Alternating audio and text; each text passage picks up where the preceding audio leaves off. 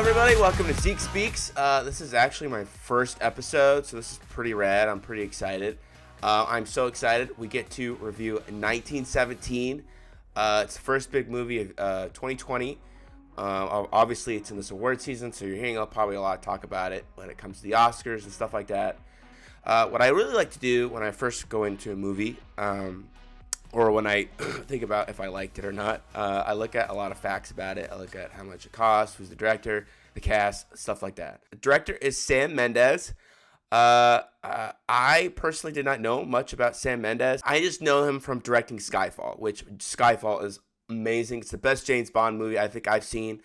Skyfall is such an awesome mixture of the character, an amazing character, and an amazing story coming together to make an awesome movie. Let's jump back to what he has directed, and what was his claim to fame was American Beauty with Kevin Spacey, which we don't talk about Kevin Spacey anymore. Road to Perdition, which is pretty known. Jarhead, which I did watch, and it's a pretty intense movie when it comes to war and stuff like that. Modern day, I love Jake Gyllenhaal. He did Spectre, which Spectre to me, I liked it. It just kind of was riding off the wave of Skyfall. I just feel like it was just kind of, it worked out for Skyfall. Let's just do all the same things, see if it works out. I did like it. It was just a lot of the same stuff, in my opinion. I liked it. It's better than most movies that I watch. One of the things I do notice about Skyfall and Spectre that I really liked are how he films action sequences and how he kind of follows people with the camera, and he just does a really good job of following people. So let's get into the story of 1917. Obviously, it takes place in 1917. World War I is happening. From what I've learned, the story is actually based off of a tale Sam Mendes' grandfather passed down to him, who fought in World War I. The movie is fiction, though. It is strictly fiction. It's based off a tale that he did pass down, so probably a short snippet of the story could be true. One of the things I always like to look at is the budget for the movie. It cost $90 million. So that's a pretty standard for an action movie, big blockbuster. It's not like astronomical. And this is Sam Mendes' first writing credit, which is pretty cool. All right, that's a lot of the facts that I got going. Let's jump into my opinions. And again, I on this show, I really want to emphasize, I really appreciate everybody's opinions. I'm a big believer in that everybody should have an opinion. I could be wrong. You may disagree with me, and that's completely cool. Disagreement is awesome because it adds someone else's point of view, and then it pushes your opinion to be a little bit more exact and a little bit more supported, which is cool. That's what I love about films and movies and video games and TV shows, is that your interpretation is your own interpretation. You may like something that nobody else liked, and that's awesome. So let's jump into it. I loved it. I love 1917. I love war movies. I think they're an awesome way to do grand scheme of events in history and display them in movie and film. It's really cool. And I liked how they picked a small story from a huge span of, like, you think about you're going to make a World War I movie, you're like, let's do the biggest battles. And sometimes that's not the greatest, because in those biggest battles, you can't show every piece of everything. There's so many different stories, pieces at play. So it was really cool that they picked a small story that kind of jumped through a lot of different landscapes, a lot of different moving pieces of World War I. Really stood out to me right away was how simple the plot was. I loved how simple it was. Within the first 10 minutes, I would say maybe the first 5 minutes, I kind of forget, I knew exactly what the plot was. I knew exactly what the end goal was going to be. And we were off on the journey right away. They got the orders, and they were off. The plot actually goes along with how the movie was made, and the goal of this movie was to be a single sequence, as a small amount of cuts and shots as possible. And I think that's awesome. I think it's really cool. Again, I think Sam Mendes has the potential to do this just because his style of directing is kind of following people through these action sequences. It made a huge impression on me as soon as I started watching, and I'm like, all right, this is definitely an achievement to do this. There's been some great achievements of long shot sequences. True Detective, one of my all-time favorite TV shows. Not season 2, not season 3, only season 1. But that show has a shot that's one cut that's like 15, 17 minutes long. And it's just long sequence of just like these gangs chasing these police officers going through different houses. And it's just really intense. It's a really cool shot. His name's Cary Fukunaga. If you know who that is, he's a director. He did that show. There's also another really good movie called Children of Men with Clive Owen, if you've seen it. It's a pretty intense movie, but it has a really cool long shot in it that's kind of similar to what I was talking about, True Detective. They're running through this battle sequence or sequence of just intense, thrilling, moving obstacles, and it's really cool. It's a really cool shot. I really encourage you to go check that out. But this movie took this concept of a single shot sequence to a new level. It really was the top of the line for this. Like, I don't know how we could make this even greater. Unfortunately, though, there are cuts in it, which is normal. As a video editor, I know that there's going to be cuts basically in every shot.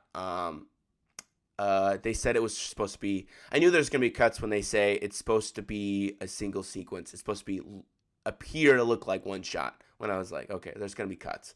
So I walked into it knowing that I was looking for cuts. And I saw for sure 3 cuts. For sure. But I would say probably there's about 8 to 10, which is really impressive. I would say there's 8 to 10 because I did notice that there were some movements that could have been a cut that may not have been a cut. In most instances, it probably is. It's just so smooth. You would never tell. And that's because there's just technologies of masking and tracking that can make a shot blend with the other one like seamlessly.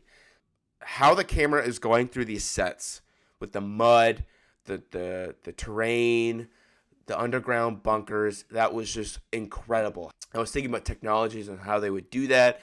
There's certain stabilizers, cranes, tracks that the camera might be on that they probably did to achieve this, but the camera doesn't show any of that, so you have no idea. There's got to be so much rehearsal and so much planning. Like, I can't imagine how many months, how many hours a day they spent just planning this out piece by piece by piece. One of the things that really impressed me was the lighting.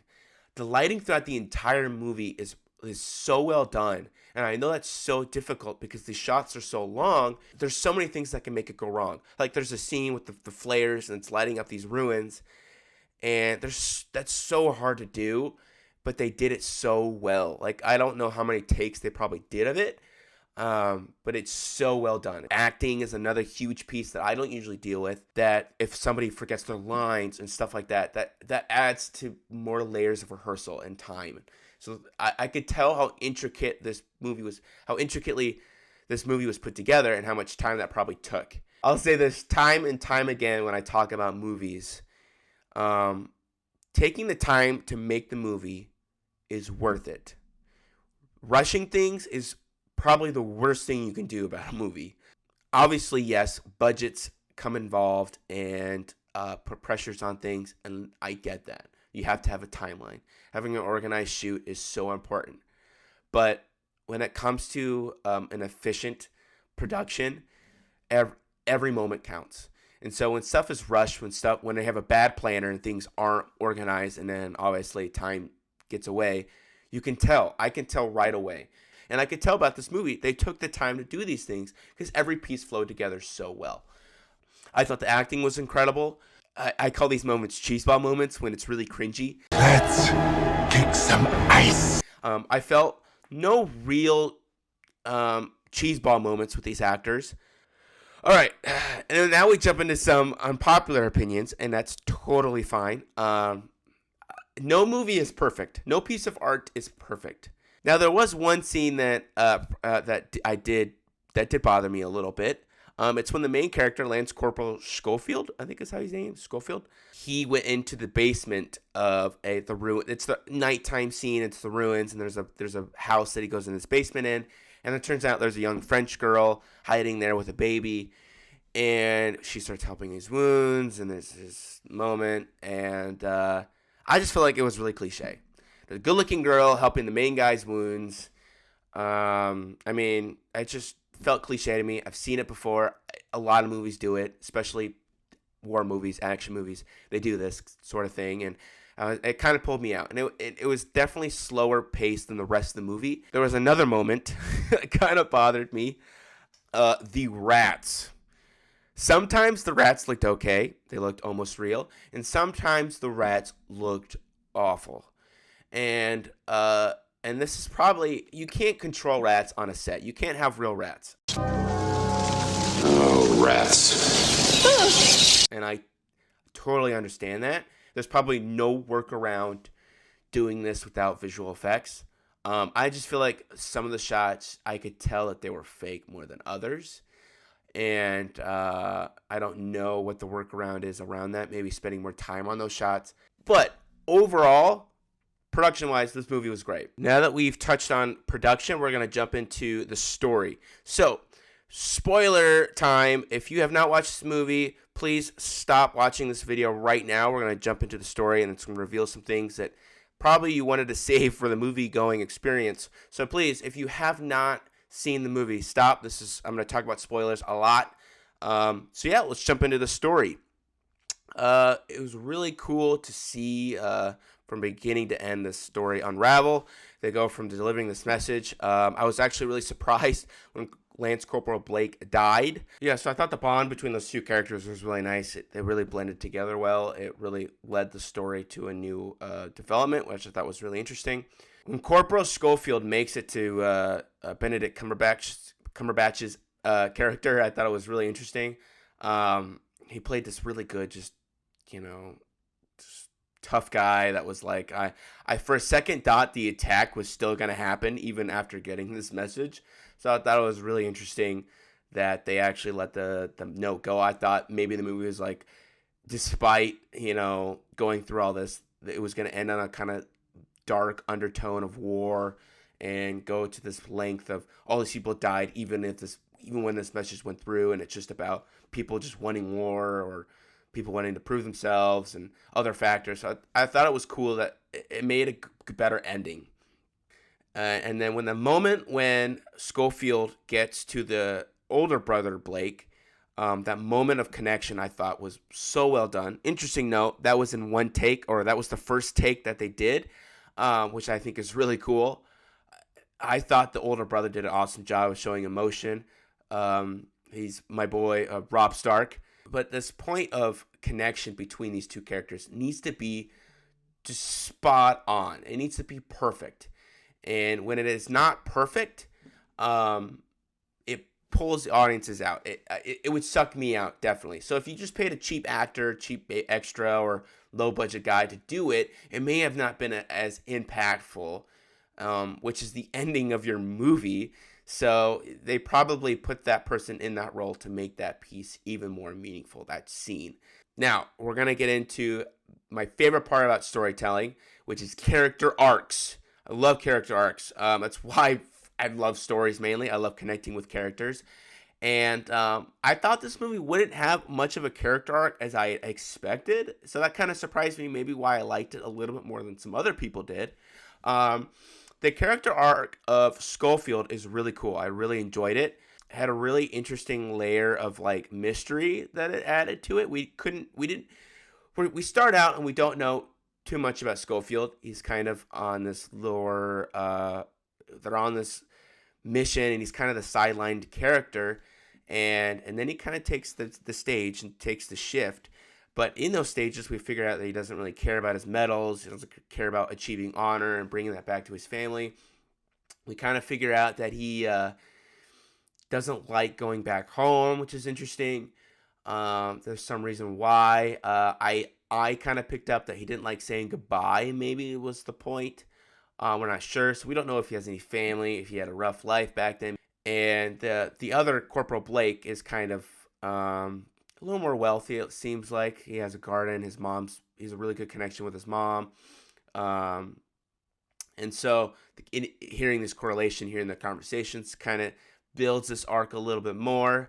When Corporal Blake dies, Schofield kind of takes upon himself to do this message, not only to save these men, but for this person that saved him. For me, his character arc really just, you can feel that there's a shift in him as soon as he has this connection with the older brother, Blake, which why I loved this scene probably more than I expected, or more than a lot of other people. In that scene, you feel that loss of an important character. The older brother is feeling the loss of his younger brother, and Schofield is observing this. He's a part of this grieving of this loss of, and he's also his friend, or a friend by the end of this journey, or when end of Corporal Brake's journey.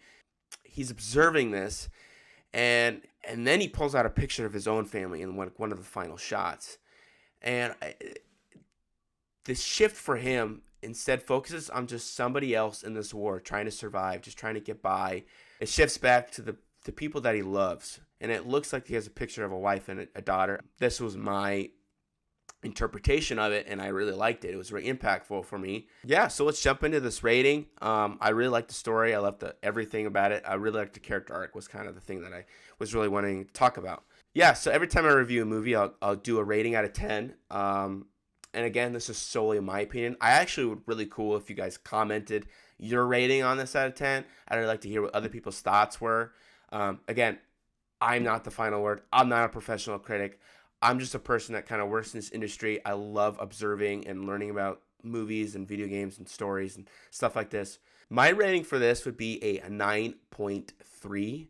I did go down a little bit after thinking about it a little bit, just because there's the point of like, it is a war movie, and there's probably going to be more war movies to come. It is a lot of connections to Saving Private Ryan. Kind of similar story, kind of flip-flopped. But Saving Private Ryan is in my brain as the first war movie that kind of took that to that level. And that's kind of the same level as this. But again, still really good. 9.3 is my rating for it. If you like this episode, like, subscribe. Stay up on my weekly content. I got more episodes coming soon. I've already recorded a few. I'm actually doing a playthrough of the Blair Witch game, which I'm going to release some episodes of that very soon. But I wanted to play this game because I hadn't played it yet, and I love the setting, I love the concept, I love the story. So yeah, it's pretty creepy. I got a couple good screams in there. They're very entertaining. I love laughing at myself. So yeah, I got episodes coming out every week. Content coming out. Check me out on Instagram and Twitter. I'm there. I'll leave those links below. Thank you guys so much for watching. This has been Zeke Speaks, review of 1917.